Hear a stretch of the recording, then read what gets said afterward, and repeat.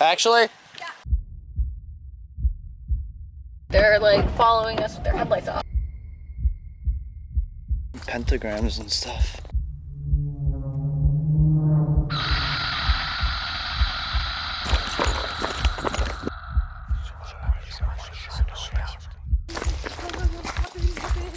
Oh my god. They're stopping. Should I start the car? Yeah, they're getting up. Did you guys hear that? Did you hit our car?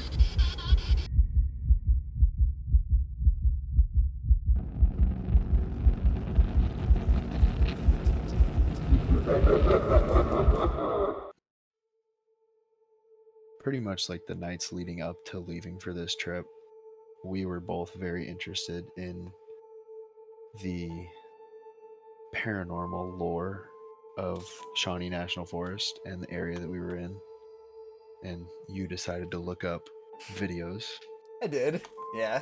which probably did not help, but Well, I mean, there were a lot of things that just came up and sparked more interest and more enthusiasm to learn more about what was down there. And it's not that we went down a rabbit hole. We knew what we were getting into by looking up the stuff that we looked up. But, and I mean, by no means was it harmful towards us at all. What we luckily, looked up luckily, or what Pat and I saw on the trip. As far as we know, there was no ill intent. But what happened didn't make it feel like that.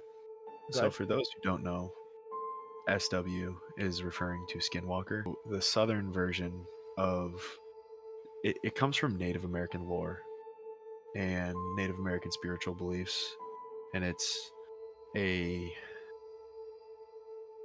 protective and harmful spirit. There are many different types and many different lores of this spirit, one of them being a skinwalker. And then as you travel further north, you get into like wendigos or like other things like that, and there's more behind it than people realize, but also lot more. at the same time, if you don't know what they are, it's not gonna affect you as much Yeah. Well, because you'll think it's just something. it's kind of like the way I I don't look at it is understand. like a ghost. It's like if a ghost knows that you're a believer and that you're into it and you seek it out, more is probably going to happen. It's Yeah. kind of like if you talk about it, it's going to happen. You know, manifestation. That is very true when it comes to the SWs. Yeah. Yeah. Whether it being the northern version or the more southern version. Yeah. Well, I think that's why I looked it up a couple nights before, because I know Shawnee was a huge hotspot for Native Americans back then. Like, I Well, mean, the entire Midwest Right.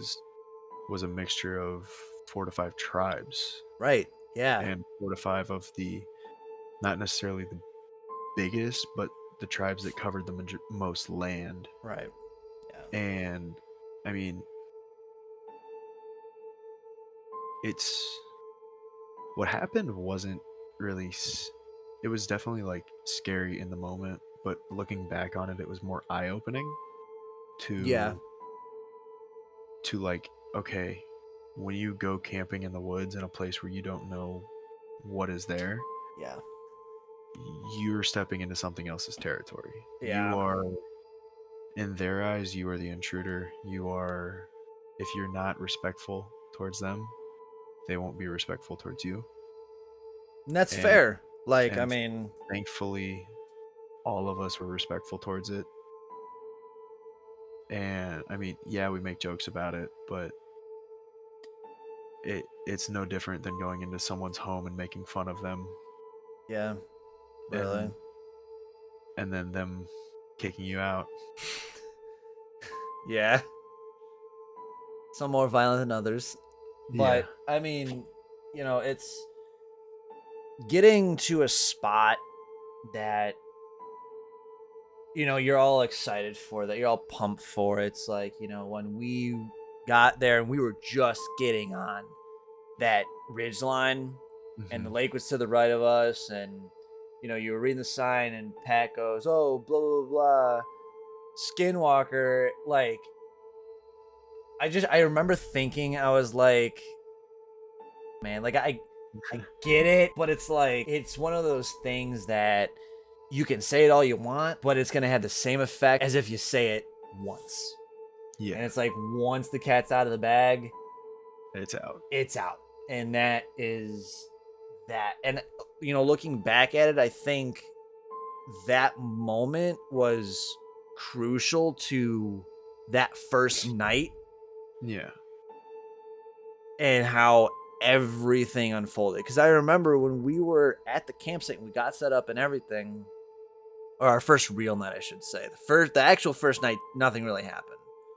Yeah. But the first real night where we had a full day and the full night, and we ended up splitting up. Because, I mean, you guys got to remember, when we're there, we're like literally the only ones there. No, it was the first night that we ended up splitting up. Was it the first night? Yeah, oh, yeah. First night. Well, and like, we were the only ones there. So, we were the only ones within at least 5 miles camping. At least. And I mean, Shawnee, for those of you who don't know, itself is like, what did you say, like 250,000 acres? I can look it up real quick. Like, I mean, this place is huge.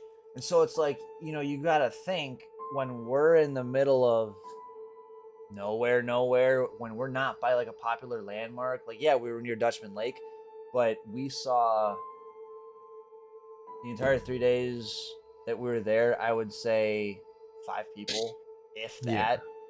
Like, I'm leaving, my camera stuff out. I'm leaving it. Like, I'm not necessarily worried about someone Shawnee stealing. National Forest is 265,616 acres. I mean, it's massive. That is, like, it quite literally spreads from, it's pretty much all of southern Illinois, and then, like, it's the very southern tip of Illinois, and then a little bit into Indiana, Kentucky, and Missouri. And that's 3 other states, including Illinois. Or not including Illinois. Yeah. That's massive. It's definitely not the biggest in the country, but it is, for Illinois, it is, I'm pretty sure it's the biggest national park in Illinois. Yeah. I mean, and like, like I had said, I'm not necessarily worried about anyone coming to our campsite, stealing our touching our. We're in the middle of nowhere. And we had food, but I mean, for those of you who don't camp, one of those like must do activities while camping or backpacking is fishing. And I remember hearing Tommy say, like, oh yeah, I'm gonna, later tonight, I'm gonna go back to my Jeep and get my fishing bag. I was like, okay, whatever, like, let's all go with, because, as soon as we split up, that's how it goes down in a horror movie. And I remember saying that out loud. I was like, no, let's all go together so that doesn't happen, right? Yeah. And we left at, what, 10:30? I think it was around 10:30, 11 o'clock at night, because so that first night, it was just a slow setup, and because we got there a little later than anticipated. We ended up eating dinner in the dark and just kind of sitting around and chilling because it was hot. Yeah. Yeah. But we ate dinner, just kind of hung out, ended up hanging up our bear bags again, and then went and started our little trek back to the Jeep. So the trail to and from our campsite to the Jeep was probably about a 20-minute walk. 20 to 30, yeah. Probably there it was 30, and then once we had it down pat, it was definitely 20. Depending on the pace that we were walking, it was 20 to 30 minutes. But I'd say probably 10, 15 minutes into the walk back to the Jeep, it starts sprinkling a little bit. Katana asked Brian if he put his camera underneath his tarp, and he did not. To be fair, I checked the weather before we left, and it said nothing about rain. To be fair, There was no rain in the forecast for the entire week. It was just supposed to be hot as. And it was literally like out of nowhere. Like we were walking. It was sprinkled for maybe 10 seconds and then downpour. And I'm like, now granted, we were in a thick forest and nothing. The first downpour only lasted 20 minutes. So I was gonna say 10, 20 minutes, if that. Yeah.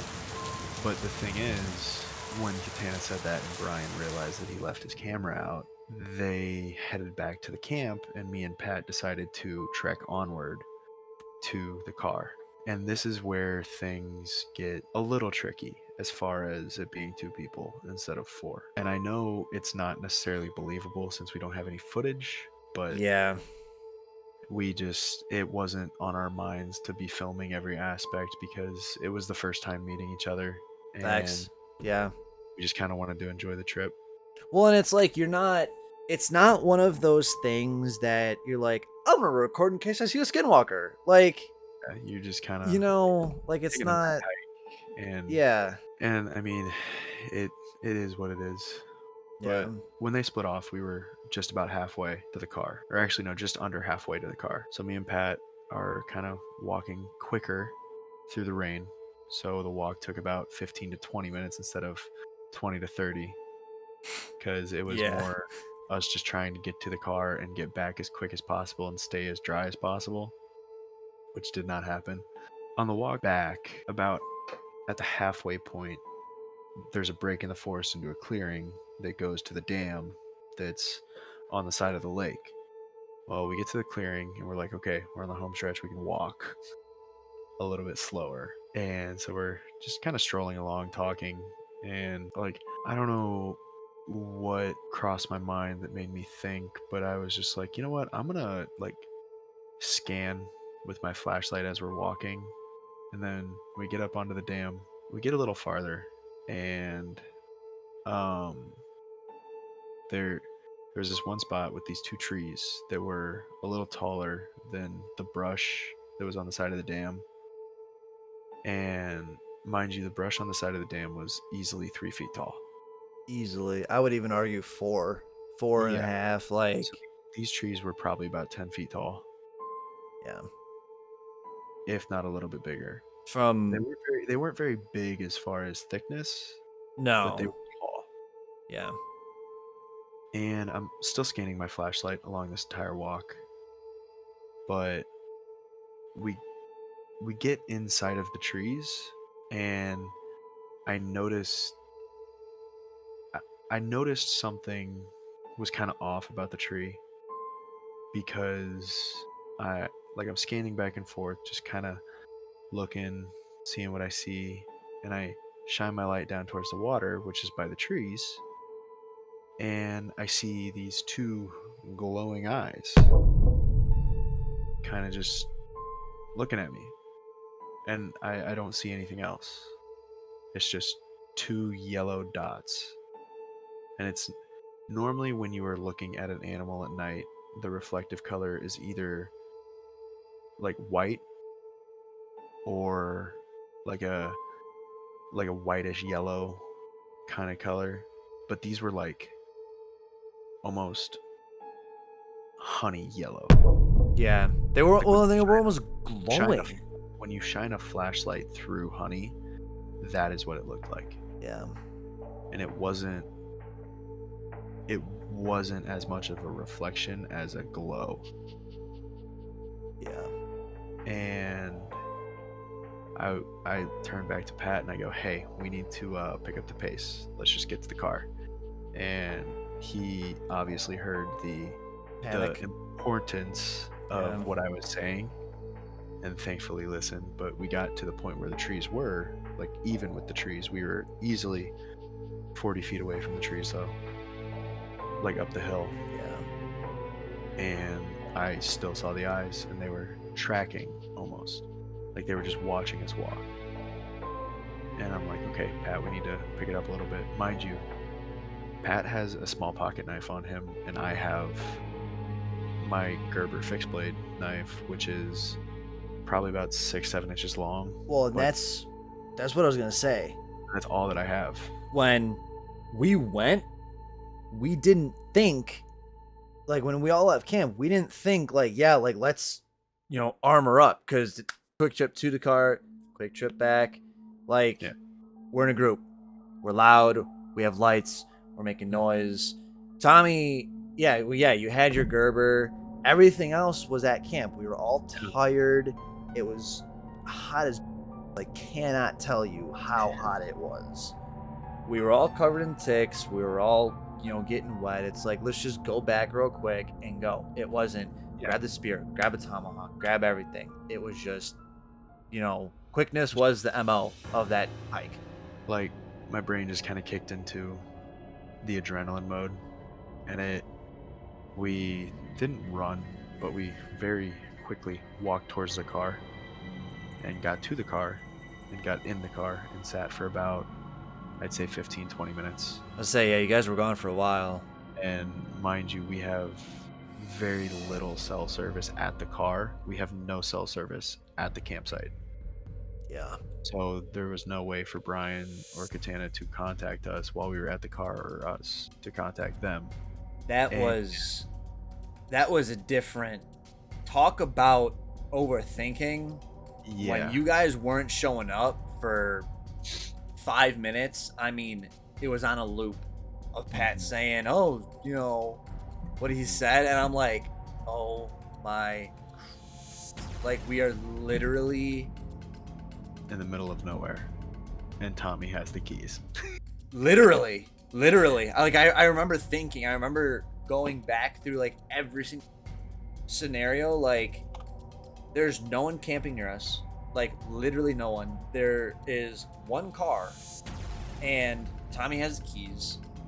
If Tommy's dead and he has the keys, we have no keys. Like, we are not getting out of this either A, alive, or B, quickly. My Jeep is also new enough to where it's very hard to hotwire because it's a push to start. Needless to say, me and Pat kind of cooled off in the AC a little bit, but it was mainly out of fear.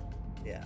It was not a very fun cool off, because it was a discussion of how fast we getting back to camp, and the speed that we got back to camp was less than 10 minutes. That I remember hearing the huffing and puffing. We don't know what it was, and that's the scariest part.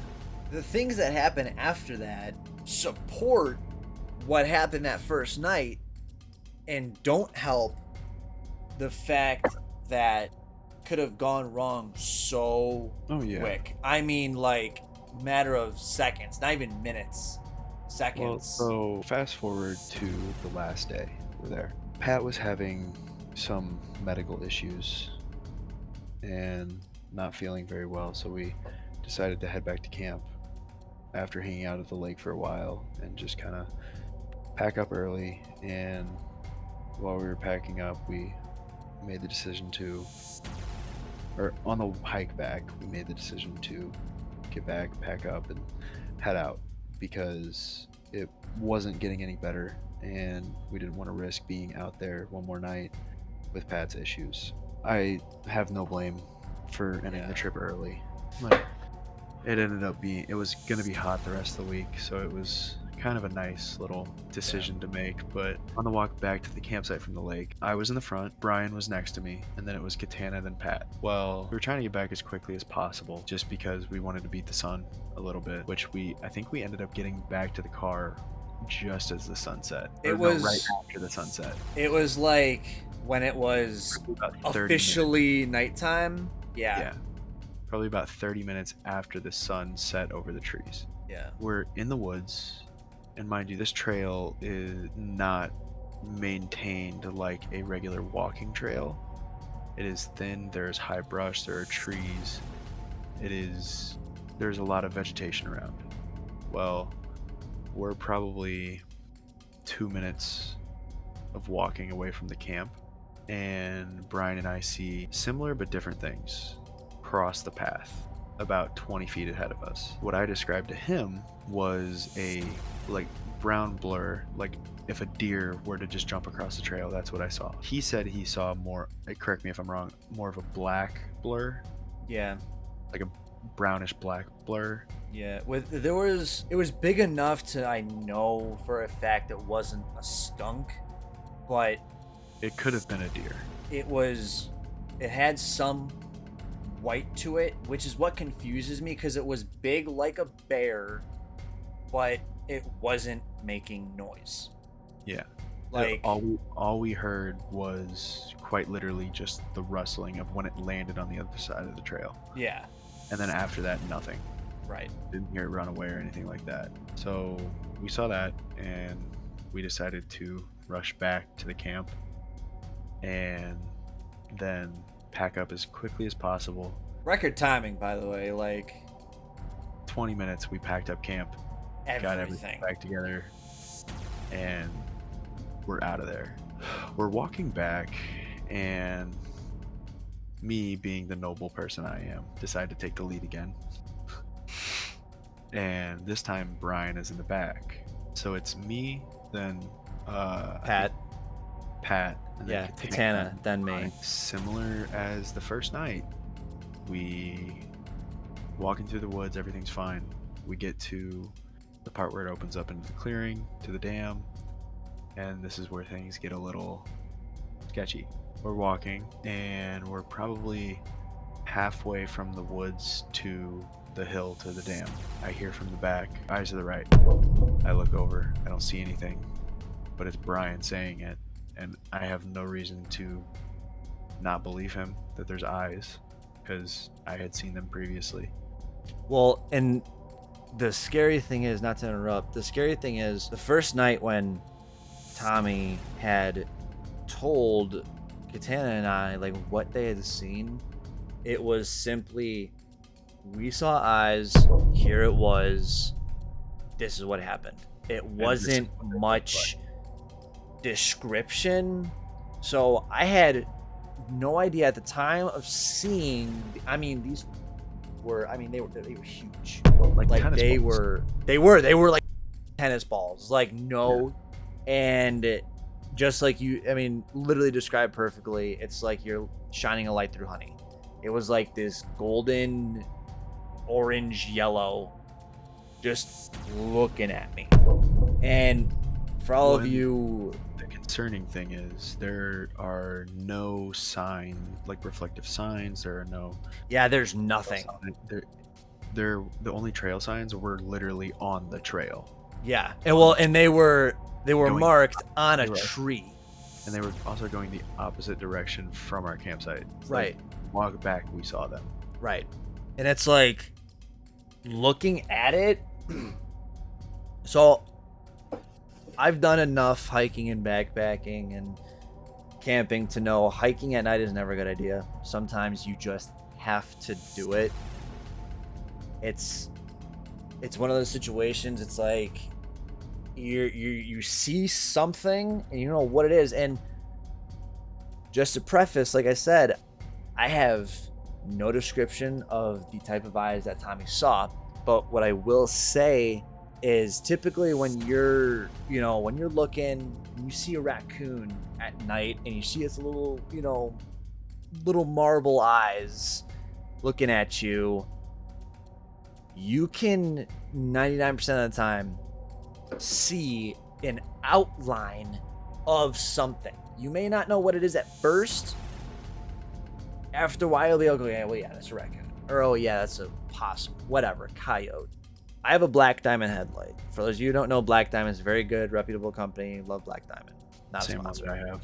Right, yeah, literally the same one that you have, and you've been doing that for years. And there was no outline. They were quite literally floating, and I mean floating, perfectly spaced eyes looking at me. And they were tracking, and like Tommy said, I called up to the front. I was like, eyes right. And I'm like almost in Katana's leg. Like, I do not want to be in the back. Like, I have my tomahawk in my right hand, my, geez, I don't even know, 50, 60 pound pack on my back. Katana has a spear. I'm like, let's get the fuck out of here. Because now, and this was tall too. I'm 6 foot. This was probably 8-9 feet. Like, it was huge. Yeah. So Brian, Pat, and Katana all had similar weights for their backpack, which was about 50, 60 pounds. Katana's might have been a little bit lighter. No, hers was heavier than mine. Really? Yeah. The time that we made this walk was less than 20 minutes. Yeah. And we were I had trekking. I had the heaviest backpack of the group, Easily. and it was easily 100 pounds. Yeah. Easily. 100 And pounds. when I tell you we were hoofing it, we were zooming through these trails. We were the closest that you could get to running without running. Yeah. And the only reason we were not running is because the ground was uneven. Yeah. Facts. It didn't scare me to the point where like I don't want to go hiking or camping in the woods again. Like I always will. I love it. But it definitely put into more of a perspective of, hey, this can happen, this will happen, this is out there. Like, just be mindful. Yeah. Well, and it's, as much as I do know about the outdoors and animals and all of, this, that, and the other thing, Tommy beats me a millionfold. The day after we got back and everything, kind of fast forwarding a little too far here, but I guess it's necessary. You had no idea what that was. I had no idea what that was. And the scary part is to preface where we were out in the open, and it's quite literally like path. Wild grass is probably 4 feet tall. Yeah, probably. Maybe. And then probably 40, 50 feet. 40, 50 away. feet, there's a tree line. And that's where it becomes thick forest. Like, you cannot walk off path without snapping branches. Like, quite literally just impossible. Or making a rustling sound through the grass. Anything. And we were constantly, and I'm like talking constantly, looking around, just making sure there's nothing there, there's just whatever. I mean, it's starting to get pitch dark. 4 people, and one of them is not feeling good. Yeah. Like, it was a bad situation. So we're looking all over, and I'm looking, and I look right, there's nothing there. I look left, there's nothing there. I look right again, there's nothing there. I look left, there's nothing there. I look right, and there are these tennis balls of eyes looking at me. And I heard nothing. Like, it was literally, this is gonna sound so stupid, it was literally like it just spawned there. Like, literally, that's the best way you could put it. Like, nothingness to what the is that? And it wasn't anything that we knew. And when we got back in the car, we're going down the road to get out of there. Again, keep in mind, I still have no idea what Tommy saw. All I know is he saw eyes. They were bigger than, typical. It scared him and Pat enough to chill in the Jeep for 15 to 20 minutes, take a breather, regroup, think about the best option, whatever. I didn't know anything about these eyes, except you just saw them. So when we're driving, Tommy goes, so what do they look like? And I tell him, and he's like, that's exactly what I saw. And I remember thinking in that moment, I'm like, I cannot imagine what would have happened if literally the smallest thing different happened during that hike back. This is not us coming in here and saying we're never going camping in Shawnee again. Yeah, no, we absolutely will. But it's more of just like an informational video of like, yeah, this is what we saw. Like, but I mean, it happened. Everybody's safe. Nobody got hurt.